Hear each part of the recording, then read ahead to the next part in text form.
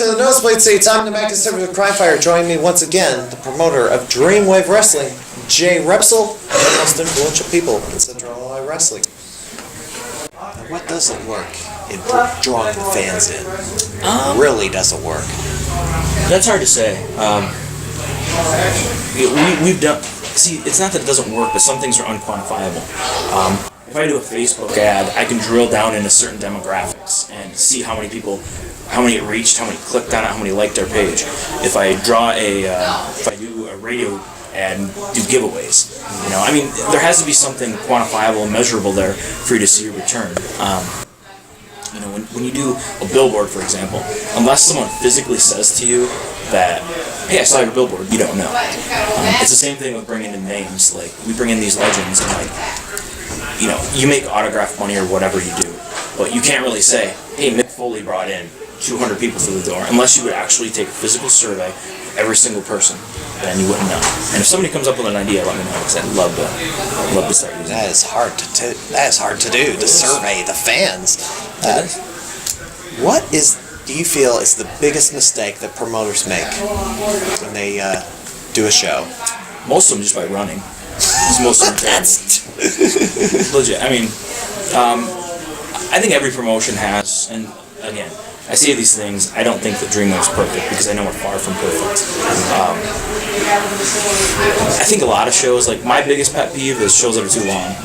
Like, if I take a family to a show, if I go to a show, people have, 4, 5, 6-year-old kids, and they really want to be out till 11 o'clock at night.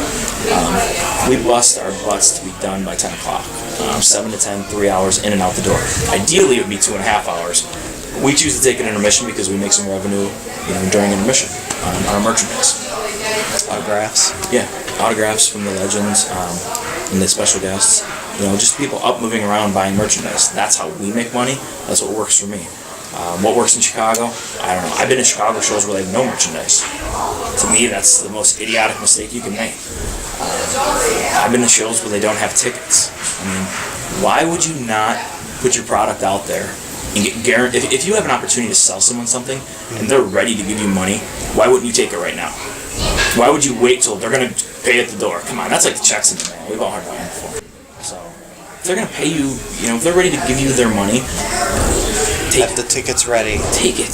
I mean, show day. Our tickets go on sale 2 months in advance. So, tonight, March and April tickets go on sale. I mean, it's not rocket science, just something that works for us. So. And you also have a training school operating periodically. Not anymore. We did for about a 1-year period, 6 months to a year, I believe. Here at the Knights of Columbus, it just wasn't feasible. At first, it was very successful financially for the company. And that was that your question? Yeah, I was going to ask about Prince Ali. I just started jibber-jabbing. Prince Ali offered training while he took his sabbatical from the wrestling business. Obviously, retirement's... I thought he would come back eventually after doing that Loser Leaves Town match. He did training here for the time he said, and now he's back in the ring. Well, the school was, like I said, it started off, it was very feasible for us financially. It was a moneymaker. And I think we started with 15, 20 students, I believe. Yeah. And it was great. Ali was happy, I was happy, the venue was happy. And then all these people decided they wanted to be wrestlers. And then once they got in there and took a couple bumps and did it, they didn't want to be wrestlers anymore. So all of a sudden that class of 20 went down to 10. And then it went down to 5. And then it was like, now we owe it to these kids, we got to finish training them. So I think we finished with 2 or 3 that actually made it. And it's just... And who are they are... The Dudesons. The Dudesons. Yeah. Joe, Bam Bam Hegland, and Nate Knox. That's right. Nate Knox, the guy who knocks people's teeth out. Oh, yeah. Heard that guy had it coming up. That's what he told me. Yeah. Next question. Tryouts at Dreamwave. What do you look for in a wrestler that would fit the Dreamwave mold? man, anything. You don't have to be Davey Richards. I mean, we have a guy trying out today. I was at a show in Dixon, Illinois. Pat, cousin Bobby runs. Bobby Houston. I call him Stop Bobby. calling them that. Call them what I call them when you're talking about my company. Anyways, we went to show up there and I saw a guy and he did this, a certain character, and I was like, he's not the most athletic, like he's not 300 pounds of muscle, but it's perfect for here. So he's coming in to do a tryout, and that's the toughest. It's a trial by fire for those people because they have to try out in front of a jury of their peers. And the guys are respectful. Like all the wrestlers sit there and watch the matches, and they make some noise, so it's not like they're working in front of an empty arena. But if a match sucks, they'll let you know. I mean, in a proper way. But I mean, anything. It could be look. It could be maybe we're looking to start a tag team and we need a guy with a certain gimmick. I mean, there's a million different factors there. So, tell us about the current events happening at Dreamwave. Right now, because of what happened in previous event, you're basically it's Team RCW versus Team Dreamwave. The losing team, the team or the manager of the team would lose ownership of the company or basically all decision-making power. You represent Team RCW. Your team ended up losing the match. Team Revolution. Team Revolution. Basically an owner without decision-making power at the moment. Tell us about that. Basically an owner with no decision-making power at this point. And what'd you have for lunch today? I don't know. I haven't eaten lunch. I think I'm going to cut this question out. Why? Oh, go ahead. It's a great question. Oh, okay. If I had a peanut butter sandwich, I had it today, and I had it tomorrow, and I had it Monday, I'd get really sick of peanut butter sandwiches. Yeah. So you got to keep it fresh. Like personally, I think the bad guy owner thing it's so overdone. It's so overdone, and we tried so hard not to do it. And we fought it. It fit for the time. We did it. It was time to end it. It's over. That's it. That's a great question. I was going nowhere with that one. Anyway. Great question. Thank you. Good job. Next question. Current champions at Dreamwave. Tell us about him. Who's my champion? I'm just kidding. Austin Roberts. Like I said before, he was the guy that the fans decided in the beginning of the company that was their guy. That was their horse. They picked him and ran with him. That was it. It wasn't my plan. I tell him this all the time. He wasn't my first plan as champion. Not that I decided that. I mean, it's decided in athletic competition. But when Austin Roberts was lucky enough to win the athletic competition and become the Dreamwave World Champion, not heavyweight champion. It was the guy. Like he was one. You want me to just talk about him as a person or as a wrestler? As a wrestler. As a wrestler. And a person. Both. He's a good dude. He connects with the people. He works really hard. He takes a lot of pride in his body. He's very smart. He's very loyal. Loyalty goes a long way with me for a lot of reasons. And he has a job with me as long as he wants me. I love the guy. The Beck family, the tag team champions. I'm going in order the way the banners are above the stage right now. Cousin Bobby and Cousin Dixie. Or, go ahead. Stumpy and Bobby Houston, right? No, Dixie and Destroyer. Oh, I'm sorry. I hate when you do that. I'm Stevie. Bobby is a tag team specialist here in Dreamwave. He's at 2 different teams. He's been champion, with Waylon Beck, Ryan Phoenix. I'm calling Waylon Beck because it's completely different. I'm giving you a hard time. And that's the only name change I will hold to because it's completely different from the other one. Okay. The others are not so much. That's neither here nor there. Regardless, part of the Beck family is one of the best storylines we have going. All the guys work really hard. They've had some great matches, Zero Gravity. Every time I put those guys out there, I put them with anybody and they have a phenomenal match. 450, he's the pride of Puerto Rico. And he's a very charismatic performer. He's got his own music. Like my favorite thing with 450 is like when you hit his music and you peek out the curtain or watch it on the monitor. You know, you can see the people kind of dancing to his little music. And I'm a terrible dancer, so I'm not gonna do it. I can do the Cupid Shuffle really well, though. Regardless, you know, you can just see the crowd bouncing with his music. It's cool. It's like, he brings his energy to the table. You know, and he's been a lot of places. I mean, he's going back to Mexico really soon. He just got back to Puerto Rico. I mean, fans love him. They're crazy about him. So. What are the current feuds going on at Dreamwave? Well, obviously, the train right now is rolling to Anniversary. All roads lead to Anniversary. Austin Roberts, Nick Brubaker. April 9th, my 10 years in the business. Anniversary of 3. We are our 3rd anniversary show. So everything's kind of peaking to that point right now. I mean, everything's, you know, going in that direction. You can kind of see the storylines developing. You know, obviously, Waylon and Mason, you know, they've got their thing going on where, you know, the idiot brother they exiled from the family, and they had a little success. Cousin. Okay. Sorry, I misspoke. He had a little success, and maybe Mason got a little jealous. And buy the DVDs if you want to see the storylines, but Dreamwave-wrestling.com. You know, we've got all kinds of things going on right now. Like I said, like tonight really starts the road to Anniversary and gets everything really rolling. This is the best time of the year to be a Dreamwave fan, I think, just because, you know, February, March, and April are always like, everything's a fever pitch here. So. And everybody, even the guys, I want to say that about Anniversary while we're talking about it.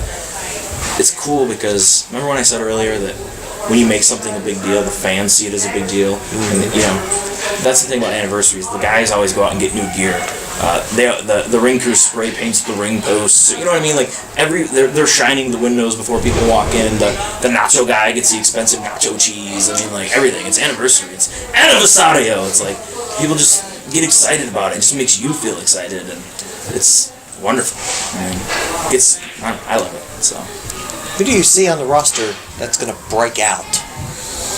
Most likely to break out this year.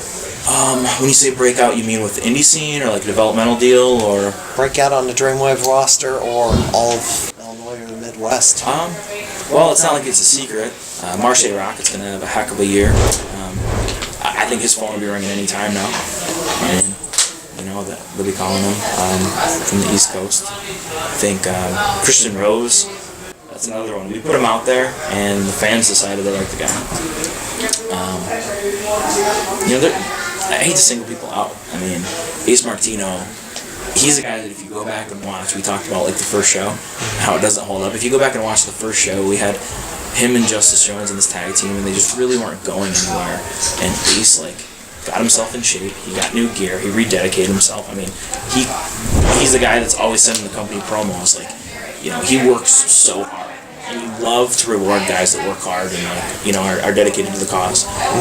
He's certainly one of them. And all of our guys are really dedicated. That one stuck out in my head. But, you know, I think anybody at any given time, this is a generic answer, anybody at any given time can break out in our company. So. Who do you think is the rest of the year? In Dreamwave? Dreamwave, all of the Midwest, all of the Central Illinois region. That's a tough question. For 2011? 2011. I've been looking for, the Dreamwave did awards last year, and I'm waiting for them to do the next year's awards. When I was CEO, they got released right away. I haven't even seen the ballot yet. JC Castillo's slacking. I guess. I don't know. The Wrestler of the Year for 2011. What's the criteria for Wrestler of the Year? What does that make you? Are you the Who guy that stands draws out from everybody else? Who made the most money? Towers. Who draws the most money? Who sells the most tickets? Who sells the most DVDs? Who had the best matches? Best matches? That's different. Who's the best technical wrestler? No, I'm not best giving you a hard overall. Maybe the guy that has the best matches in the ring every month, isn't the guy that sells the most tickets for me. You know what I'm saying? So that's kind of a tough question. Who had a hell of a year last year, Acid, after resurrecting his career from the ashes? I mean, he came back, had a phenomenal year. What about Waylon Beck? The way he came out of nowhere. That was another one. The fans decided Waylon's our guy, and they ran with it. Like there was nothing we could do, even if love the guy to death. But even if we didn't, there was nothing we could do at that point. They're like, this is our guy, you know. Austin Roberts worked his butt off. I thought his title reign really spiced things up. You know, and that's not a knock on Acid. It's just that for some reason I've learned in LaSalle that LaSalle likes the bad guy champions with the good guy chasing him. Just the way it works. That was my reasoning for choosing Derek St. Holmes. You know, as the first champion, and you know, the fans obviously changed my mind on that one, but 9 times out of 10, it's the money is in the chase. So that's pretty generic and long-winded answer, wasn't it? That's a good answer. A lot of guys had good years. Brubaker went from being one of the most hated to the most loved. I mean, his reaction. I was in the ring last month when he came back after his contract holdout, and he came through the curtain, and I actually got chills. I remember, like, it was so loud that I couldn't even hear his music, you know, and that was like, I remember, like, the hair on the back of my neck and on my arms standing up, and I was just thinking, this is insane, you know, and just, he had a heck of a year, too. I mean, Marche and Brubaker had a phenomenal series of matches there. I mean, I'd like to see that best of 5 again. So, who's the top villain and good guy of the year? Well, Austin Roberts is the top villain, no doubt about it. And how can you not say Acid? I want to say Acid went like, since he's been here, he's like 12-3 or something. I mean, he lost 1 match last year. No, 2 matches since he's been here, I believe. I think. 1 to Austin Roberts to lose the championship, and 1 to 450th anniversary 1. So I would say Acid's probably, he's on quite the roll. Now, he has the decree on it. If he loses the match, he's out of Dreamwave. I think that was actually expelled. I think that was kind That's expired. I think so. So he can stay as long as he wants. Stick around. Get an office job. Now you were Dreamwave was the MBS Promotion of the Year last year. Make the closing argument that Dreamwave should be the Promotion of the Year for 2012. Repeat as Promotion of the Year. Sell as many DVDs as us. Draw as many people as us on a consistent basis. Don't bring in. I gotta be careful here what I say. Don't bring in John Cena and have 10,000 people at your show, and the next month have 100. The most important thing a company can do is not the show where they have a big draw, it's the show after. Because you need to keep those people coming back. It's just like any sales job. There's a pipeline, there's a filter, and you got to keep that funnel full. Because if you've got 10 leads, you're probably going to get 3 of them. So you got to keep those leads coming in, right? It's the same thing with wrestling fans. I think that our company is the most consistent, and it's not, like I said, I'm not no creative genius or anything. I'm not the one that comes up with all the stories. I mean, I'm not. So I'm not putting myself over. I'm putting over the team that I have in place, from the ring crew to the guys that main event and close the show. I have the absolute best team, and there's proof of that because I have the top wrestlers from every company, and there's not one company out there that can dispute that. You want to say, well, Dreamwave doesn't promote or produce its own stars. Who does? We don't have a school. No, school's a pain in the butt. I don't want a school. Let somebody else train the kids, and I'll take them when they're good. Let them go learn somewhere else. That's, LaSalle's a little bubble. That's another argument. Let's play devil's advocate here. Okay. LaSalle's in a little bubble. If they go outside their bubble, they'll fail. Why would I dilute my product? Why would I go run in Chicago when there's already 20 companies? And there's how many people live in Chicago? A couple million? Yeah, why would I want to go promote to that when I got my own? I draw more than a lot of companies in Chicago. And I'm not bragging, it's a fact. I mean, I'll give you my tickets up. It's sad that there's all those people in Chicago and several of them can only barely draw 100, which is shocking. When the business was good, there was yard feds running and drawing 1,300 people. Legit. I mean, when the business was good during the... Times have changed. No, absolutely. I mean, talk to CM Punk. He started in a backyard fed that, turned into a legitimate fed over time, and I'm not burying that company because it was a really good company. But it's just crazy how times have changed. You got to roll with the punches. Like, the economy's bad. What are we gonna do? Sit here and cry about it? No, hand out some more flyers. Go on Facebook, buy some ads. They're cheap. You pay per click. I mean, don't make excuses and be lazy. Like, there's nothing worse than a lazy wrestling promoter. Yeah. I have a good team. I'm very good at delegating authority. So, No, I like I said, from the kids that set up my ring, to the guys that clean the building, to our ring announcers, to our everybody. Like, everyone works hard and puts in, because nobody wants Jay Repsel or Nick Brubaker or Austin Roberts to succeed. Everybody wants the company as a whole. This company could run without me. This company could run without Austin Roberts. Could run without. We lost Jason Hades. He was our biggest star champion at the time. He had to leave, and we kept going. And that's not a knock on Hades, because he was one of our best drawing stars ever. But it's like, the company transcends one individual. Yeah. I mean, if John Cena leaves, does WWE shut down? No, they keep going. They build new stars, and that's the problem with a lot of companies, is they don't build new stars. So, or don't have anybody to fill the gap when somebody goes down injured. That's right. That's why we just steal other people's. We don't make our own. So. Goals for 2012. Where do you see Dreamwave by the end of 2012? I want to keep doing what I'm doing. We're changing our business model a little bit. You're going to see. I get bored really easy. You do the same thing. Like, why is intermission always right in the middle of the show? Why is there always a promo that starts off the show? I don't want to fall into that rut. We were for a little while. The 3 shows, like I said, the August through December stretch of last year was the best we've ever done. I want to be consistent, is what I want to do. I feel like every year we have like a handful of amazing shows, and then there's 2 or 3 that are just a crap fest. And it's like, and again, it's not the workers, it's just like, it's the sum of its parts. Everything didn't click. I want to be consistent. And, our draw is going to go down in the summertime. It's no surprise. We know that. Now we've got some historical data to reference and look back and say, okay, maybe we shouldn't spend $5,000 on a name in May, because there's a lot going on. At least your building's air conditioned, so which is more I can say for a few others during the summer months. That really happens? I didn't know that. I mean, that's like torture, putting a bunch of people in a room and just no heat, no air, rather. No air, yeah. It's brutal. Actually, we had a show here a couple of years ago. You can keep this for the gag reelers, maybe edit it if you don't want it, but it's a good story. We had a show in June of 2010. We had a Friday night show at the Hegler Park. It was an outdoor show. And the next show, we were supposed to have Sid Vicious on. I was there for that one. Yeah, on that show, Sid no-showed me because he didn't have his passport to fly from Arkansas. You don't need a passport to fly from Arkansas. Bullshit. That was bizarre. Bullshit. Yeah, that was really strange, but we got a call. That's what he said. So Sid didn't show up. There was a tornado within close vicinity, and a man had a seizure on the show. So that was probably the absolute unluckiest show I've ever had. And it didn't get better after, something like that. So.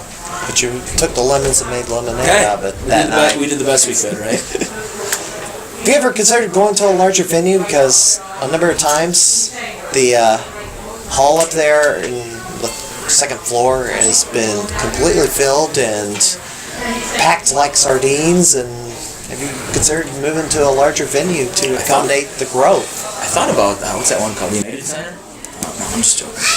No, not at all. If you take a really big room and put 600 people in it, it still doesn't look full. You know what I mean? Really? No, I mean, it's the best thing about Dreamwave is the atmosphere. You walk in, you're at a Dreamwave show, there's people chanting, there's people on top of people. We try and make it comfortable, but you look out and the bar's full. You look out and the seats are full, and I love this building. I have a love affair with it. Absolutely. No, I'd never leave here. Would we ever go run someplace else? Yeah, maybe someday. I'd never leave this building. On my own choice. So. Who are your top 3 most influential? Promoters. Or in Central Illinois, all of Central Illinois, doesn't matter if they're a wrestler, promoter, manager, etc. Skydra. Sure. I want to say this for a while. It's kind of like the exiled father, the guy that actually brought me into business, and we had all this heat because I ran his town and stuff. It's Tim Lyle. He probably still doesn't like me to this day. It's a relationship I'd really like to repair because I owe all this to him. I was a 14-year-old kid. He may not think much of me now, and I don't blame him. But definitely him. He gave me my first opportunity, and that's all you can ask for. As far as Central Illinois goes, I love Justin McIntyre. I think his promotion's entertaining. He gets it. I mean, he does the little things. Just the promoting the shows and doing it properly, and like knowing who's wrestling before you get to the show. Just simple things like that. Putting your flyer out, having a good website. I mean, he's one of my favorites. Bobby Houston's a great guy because he knows exactly what he has. He told me he runs budget wrestling.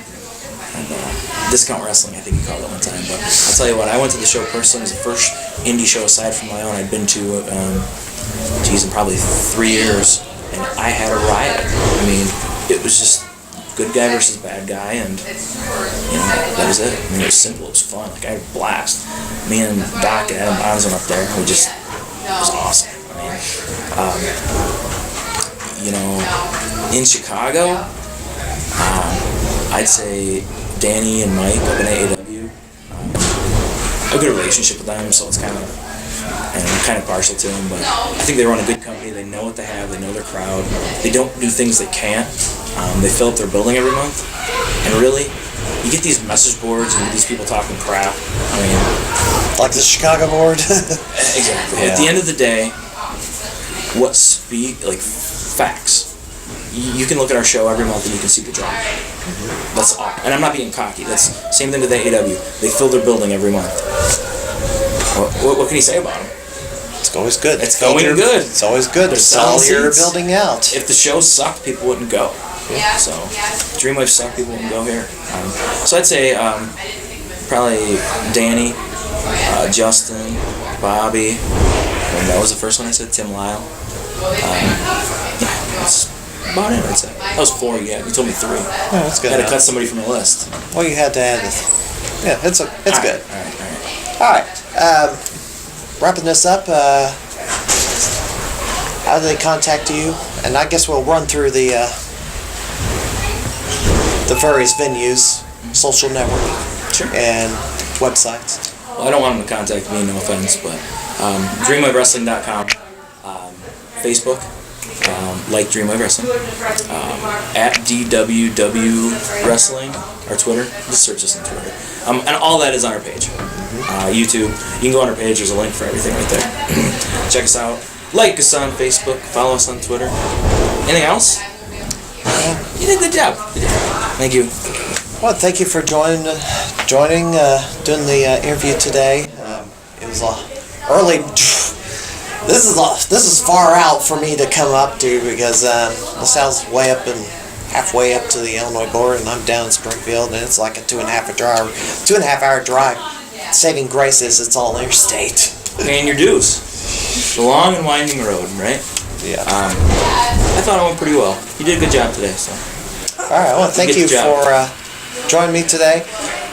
Jay Repsel, promoter of Dreamwave Wrestling, one of the 10 most influential people in Central Illinois wrestling. What number was that again? We didn't rank them. We're just doing them. I'm gonna get the order that I can get them into the interview chair. But this is Matt Conservative Cryfire. I want to thank you for joining this week on the Nosebleed Seats. We'll see you next time. From all of us at the Nosebleed Seats, we want to wish you and everyone a safe and happy 2013.